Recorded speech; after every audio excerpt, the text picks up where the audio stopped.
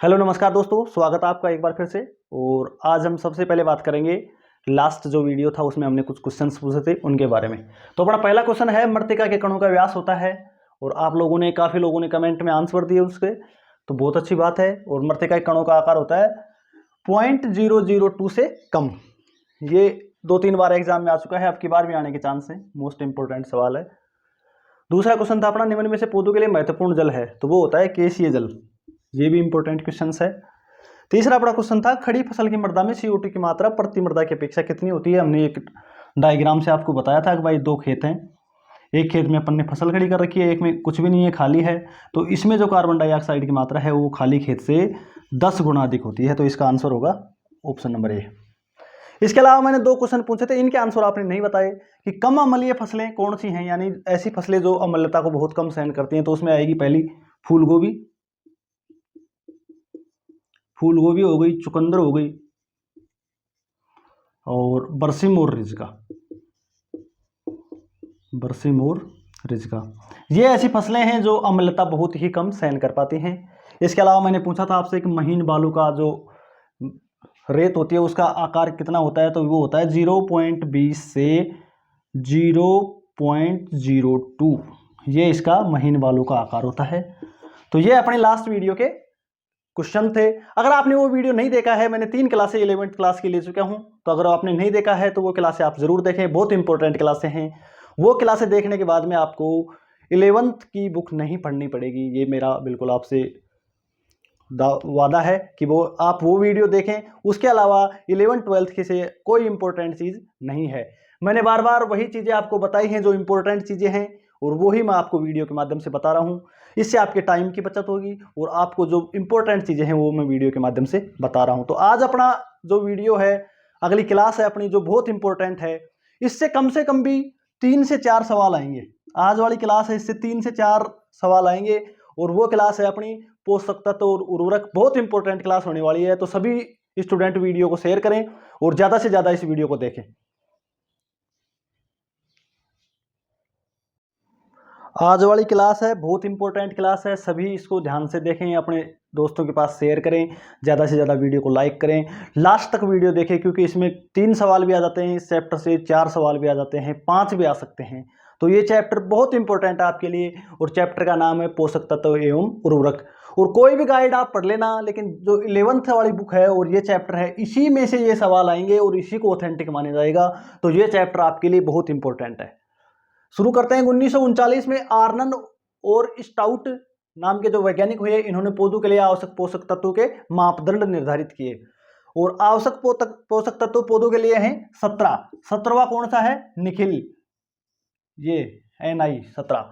तो इसमें जो प्राथमिक पोषक तत्व हैं वो हैं carbon, hydrogen, oxygen, nitrogen, phosphorus और पोटेशियम। सेकंड की बात करें अपन, कैल्शियम, मैग्नीशियम और सल्फर। और जो सूक्ष्म पोषक तत्व हैं जिनकी पौधों को मात्रा 1 ppm से कम की जरूरत होती है, वो है iron, manganese, copper, boron, molybdenum, chlorine और निकेल। ये हो गए सूक्ष्म पोषक तत्व। बात करें यूरिया की, यूरिया NH2CO NH2, ये यूरिया का रासायनिक सूत्र है। एमाइड के रूप में भी ग्रहण करते हैं पौधे, अधिकांश पौधे नाइट्रेट के रूप में भी ग्रहण करते हैं। और धान जो जिसमें पानी भरा रहता है हरदम, वो अमोनिया के रूप में, NH4 के रूप में नाइट्रोजन को ग्रहण करता है। बात करें 1961 में निकोलस ने क्रियात्मक पोषक तत्व शब्द प्रतिपादित किया था। मोस्ट एग्जाम की दृष्टि से कई बार एग्जाम में आ जाता है कि क्रियात्मक पोषक तत्व शब्द किसने प्रतिपादित किया था, तो ये थे अपने निकोलस, और इन्होंने 1961 में किया था। बात करें गतिशीलता के आधार पर उर्वरकों को डिसाइड किया गया है, जो 17 पोषक तत्व हैं उनको। तो अधिक गतिशील, जो बहुत ज़्यादा गतिशील हैं, वो हो गए अपने नाइट्रोजन, फास्फोरस और पोटेशियम, मैग्नीशियम और मोलिब्डेनम। इनकी जो कमी के लक्षण हैं वो पौधे के निचले भाग पर दिखाई देते हैं। बात करें मध्यम गतिशील, जो मध्यम गतिशील है वो है अपना जस्ता, जेडन, और इसके जो लक्षण हैं वो अपने पौधे के मध्य भाग पर दिखाई देते हैं, इसकी कमी के लक्षण। बात करें कम गतिशील, ऐसे पोषक तत्व जो पौधे में बहुत कम गतिशील होते हैं, वो है सल्फर, आयरन, मैग्नीज, जिंक और क्लोरीन। और इनके जो लक्षण हैं वो पौधे के शीर्ष भाग पर दिखाई देते हैं। बात करें स्तर, जो स्थिर रहता है वो है कैल्शियम और बोरोन और इनके जो लक्षण हैं वो पौधे की नवकलिका के शीर्ष भाग पर इनके लक्षण, इसकी कमी के लक्षण दिखाई देते हैं। तो आप इसका स्क्रीनशॉट ले सकते हो अगर लेना चाहो तो। अब बात करते हैं अपन नाइट्रोजन की। नाइट्रोजन के कार्य, पौधों में पर्णहरित का निर्माण करता है, जो पत्ते वाली सब्जियां होती हैं उनके गुणों में वृद्धि करता है, दाने व चारे की फसलों में प्रोटीन की मात्रा बढ़ाता है, गन्ना गेहूं जो जई में कल्ले अधिक फुटाता है और पौधे की वानस्पतिक वृद्धि तेज करता है। ये सब सारे कार्य नाइट्रोजन के होते हैं। इसकी जो कमी के लक्षण हैं वो सबसे पहले पुरानी निचली पत्तियों पर आते हैं। पौधे हल्के पीले पीले हो जाते हैं, यानी ऊपर शीर्ष से लेकर आधार तक वी आकार में पीलापन आता है। पौधे बौने रह जाते हैं, कम कल्ले फूटते हैं, प्रोटीन की मात्रा कम रह जाती है। ये इसके लक्षण हो गए। इसके अलावा अगर आपने नाइट्रोजन खेत में ज़्यादा दे दिया तो उसके भी विपरीत लक्षण होते हैं, यानी जो गन्ने की फसल होती है उसमें शक्कर की मात्रा कम रह जाती है, पौधे की वानस्पतिक वृद्धि ज़्यादा हो जाती है जिससे पौधा गिरने की संभावना रहती है। तो कई सारे ऐसे लक्षण हैं जो अगर अपन नाइट्रोजन ज़्यादा देते हैं तो वो भी हानिकारक होती है, इसलिए ये सीमित मात्रा में इनका उपयोग करना चाहिए। अब बात करते हैं अपन फास्फोरस के कार्य। जो फास्फोरस है वो कोशिकाओं का ऊर्जा भंडारण एवं ऊर्जा स्थानांतरण के लिए उत्तरदायी है। एनर्जी करेंसी कहते हैं इसको, वेरी वेरी इंपॉर्टेंट है। इसकी जो ये डेफिनेशन है यही कई बार एग्जाम में आ जाती है, तो इसको आपको ध्यान रखना है। ये जड़ों का विकास तेज करता है, दाने की मात्रा बढ़ाता है भूसे के बजाय, और अगर अपन ज्यादा नाइट्रोजन डालेंगे तो नाइट्रोजन अपना भूसा बढ़ाता है, ये दाने की मात्रा को बढ़ाता है। अनाज वाली फसलों में परिपक्वता जल्दी आती है, बीजों का वजन बढ़ता है, पौधे को रोग कीटों से बचाता है, पौधे में प्रतिरोधकता बढ़ाता है। अधिक नाइट्रोजन से जो बुरा प्रभाव पड़ा है उसको ये दूर करता है। तो ये अपने फास्फोरस के महत्वपूर्ण कार्य हो गए। बात करें फास्फोरस की कमी के लक्षण, तो पत्तियों का रंग हल्का बैंगनी भूरा हो जाता है, इंपॉर्टेंट है, डेफिनेशन ही कई बार एग्जाम में आ जाती है। इससे पौधे छोटे रह जाते हैं, शाखाएं पतली एवं कमजोर हो जाती हैं। तो ये सारे लक्षण फास्फोरस की कमी के होते हैं। नेक्स्ट अपना पोटास के कार्य। दोस्तों एनपीके में से लगभग मान के चलो एनपीके में से 1 या 2 सवाल आते हैं, इनके कार्य और इनकी कमी के लक्षण। इनमें से आपको 100% 1 या 2 सवाल देखने को मिलते हैं, हर बार एग्जाम में आते हैं एनपीके में से, और बाकी के जो बच गए उनमें से 1 सवाल आता है। तो इसके 2 या 3 सवाल इसी में से आ जाते हैं। पोटास का जो कार्य है पत्तियों के पर्णरंध्रों के खुलने व बंद होने के नियमित करता है, वेरी इंपॉर्टेंट है। सीधा सीधा एग्जाम में आया हुआ है, कई बार एग्जाम में आ चुका है, अब की बार भी आने के चांस हैं। पत्तियों के पर्णरंध्रों के खुलने व बंद होने को नियमित करता है, पौधों के वाष्पोत्सर्जन को नियंत्रित करता है, यानी वाष्पोत्सर्जन को नियंत्रित करता है, ये फसलों को गिरने से बचाता है, बीमारी व कीट पतंगों के आक्रमण के प्रति पौधों में प्रतिरोधकता बढ़ाता है, ये भी इंपॉर्टेंट है, फसलों की गुणवत्ता में वृद्धि करता है, सब्जियों की गुणवत्ता में वृद्धि करता है, स्वाद में वृद्धि करता है, और तंबाकू पत्तियों की गुणवत्ता बढ़ाता है, तंबाकू की पत्तियों की गुणवत्ता बढ़ाता है, बीमारी व कीट पतंगों के प्रति प्रतिरोधकता बढ़ाता है, पौधों के शर्करा निर्माण व संवहन में सहायक है, ये भी इंपॉर्टेंट है। अनाज के दाने होते हैं उसमें अधिक गूदा पैदा करता है, अधिक गूदा पैदा करेगा तो अनाज जो दाना है वो भारी होगा, और भारी होगा तो अपना उत्पादन में वृद्धि होगी। तो ये सीधा सीधा उत्पादन पे इफेक्ट करता है। इसकी जो कमी के लक्षण हैं वो सबसे मेन लक्षण यही है कि पत्तियां धब्बेदार व भूरी हो जाती हैं, ये इसका प्रमुख लक्षण है। इसके बाद में पेड़ का तना कमजोर हो जाता है, दानों का आकार छोटा हो जाता है। मैंने यही कहा था कि दानों का आकार छोटा होगा तो उपज में कमी आएगी, उत्पादकता घटेगी। और इसके बाद में पत्तियों के सिरे व किनारे झुलसे हुए होते हैं और पत्तियों के सिरे मुड़ने लगते हैं। कमी के लक्षण खेत में पहले नम क्षेत्र में आते हैं, जहां पे अपन ने पानी दे रखा है वहां पे सबसे पहले इसकी कमी के लक्षण आते हैं, और जड़ों का विकास कम होता है इसकी कमी से, और पौधा गिर जाता है, और सीधी सीधी बात है कि उत्पादकता पे इफेक्ट पड़ता है, उत्पादकता पे प्रभाव डालता है। ये पोटास की कमी से उत्पादकता पे प्रभाव पड़ता है ये। तो इसका आप स्क्रीनशॉट लेना चाहो तो स्क्रीनशॉट ले सकते हो, बहुत ही इंपॉर्टेंट है। नेक्स्ट है अपना कैल्शियम। कैल्शियम है कैल्शियम के कार्य कोशिका भित्ति का मुख्य अवयव है, कोशिका विभाजन व वृद्धि में आवश्यक है।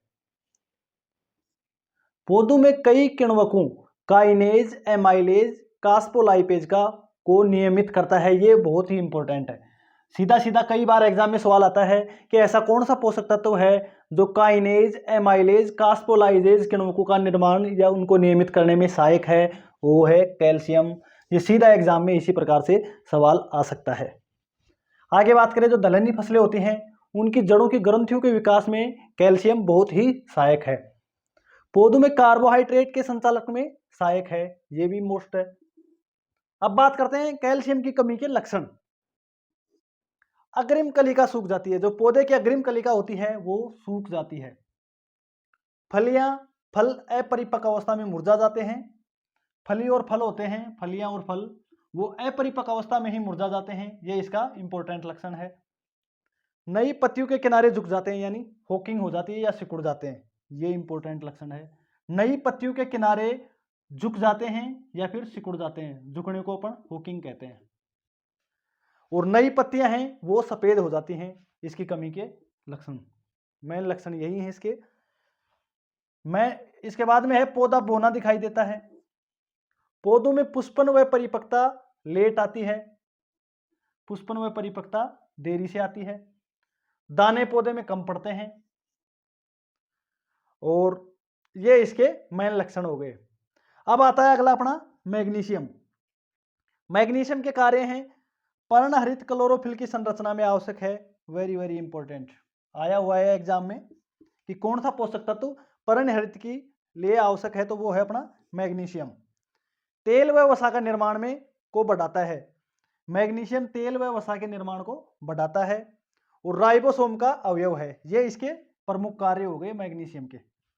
मैग्नीशियम की कमी से पौधे में क्या क्या लक्षण दिखाई देते हैं उनकी बात करें तो पुरानी पत्तियों का रंग किनारे व तने के बीच से नष्ट होता है और सिराएं हरी बनी रहती हैं, यानी जो पुरानी पत्तियां हैं उनका रंग किनारे व तने के बीच तो नष्ट हो जाता है और जो बीच की सिरा होती है वो उसकी हरी बनी रहती है, ये इसका प्रमुख लक्षण है।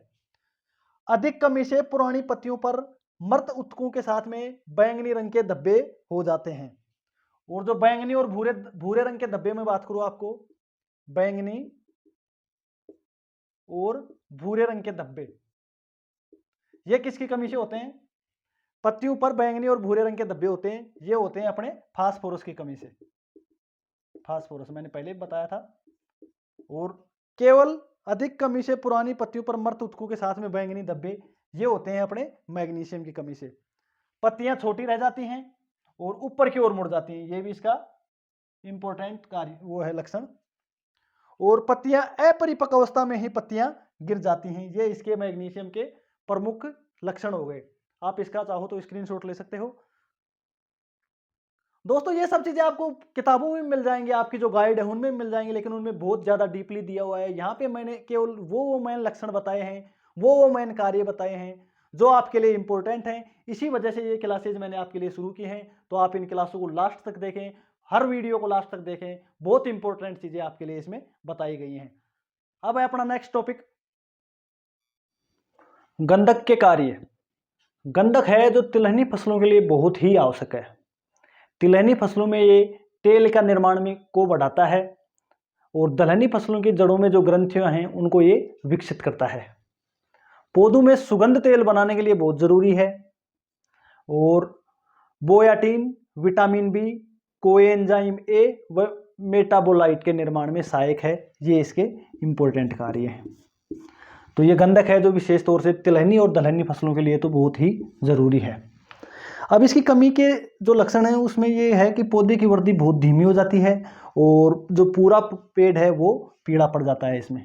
तो ये इसकी कमी के महत्वपूर्ण लक्षण हैं। अगर ज़्यादा कमी है तो पौधा पूरा ही पीला हो जाता है। अगला है अपना जिंक, जस्ता, जेडन। प्रोटीन व वसा को ऑक्सीकरण होने से बचाता है। पौधे में प्रोटीन व वसा को ऑक्सीकरण होने से ये बचाता है। पौधों में जल उद्ग्रहण के लिए आवश्यक है, ये इसके प्रमुख कार्य हो गए। इसकी जो कमी के लक्षण हैं नींबू वर्गीय कुलों में स्पष्ट दिखाई देते हैं और उन्हीं के लिए ज़्यादा जरूरी है। नई व पुरानी पत्तियों पर इसके लक्षण हैं जो एक साथ दिखाई देते हैं, ये बहुत इंपॉर्टेंट है। इसमें मतलब नई व पुरानी दोनों पत्तियों पर एक साथ इसके लक्षण आते हैं। पत्तियों का रंग धुंधला हो जाता है, पीला हो जाता है और फलों का आकार बहुत ही छोटा हो जाता है। नींबू वर्गीय में इसके लक्षण स्पष्ट दिखाई देते हैं। तो ये अपने जिंक की कमी के लक्षण हो गए और जिंक के कार्य हो गए। आप इसका चाहो तो स्क्रीनशॉट ले सकते हो। नेक्स्ट अपना पोषक तत्वों की कमी से सर्वाधिक हानि उठाने वाली क्रॉप, यानी नाइट्रोजन और कैल्शियम से की कमी से सर्वाधिक हानि होती है फूल गोभी और गांठ गोभी में। दूसरा है अपना फास्फोरस की कमी से सर्वाधिक हानि उठाने वाली फसल है सरसों। पोटेशियम और मैग्नीशियम की कमी से सर्वाधिक हानि होती है वो फसल है वो अपनी आलू। आयरन की कमी से सर्वाधिक हानि आलू में, जई में, फूल गोभी में और गांठ गोभी में। बात करें मैग्नीज की, तो मैग्नीज की कमी सर्वाधिक हानि उठाने वाली फसल है जई और चुकंदर। अपना अगला है अपना जेडएन, इसकी कमी से सर्वाधिक हानि वाली फसलें हैं धान, ज्वार है, बाजरा है, मक्का है, गेहूं है, कपास है और सोयाबीन है। ये इन जेडएन की कमी से सर्वाधिक हानि इन्हीं फसलों को होती है। बात करें अपनी कॉपर की, तो कॉपर नींबू वर्गीय फसलों और प्याज में सर्वाधिक हानि होती है इसकी कमी से। बात करें बोरोन की, तो बोरोन होता है सूरजमुखी। बोरोन की सर्वाधिक कमी से सर्वाधिक हानि अपनी सूरजमुखी में होती है। बात करें मोलिब्डेनम की, तो मोलिब्डेनम की कमी से सर्वाधिक हानि उठाने वाली फसल है रिजका, चुकंदर, लोबिया और अपनी गोभी। और सोडियम है, जो सोडियम की बात करें तो सोडियम की सर्वाधिक हानि चुकंदर में होती है। बात करें सिलिकॉन की, तो सिलिकॉन के लिए गन्ना और धान, ये भी आप इसका स्क्रीनशॉट ले सकते हो।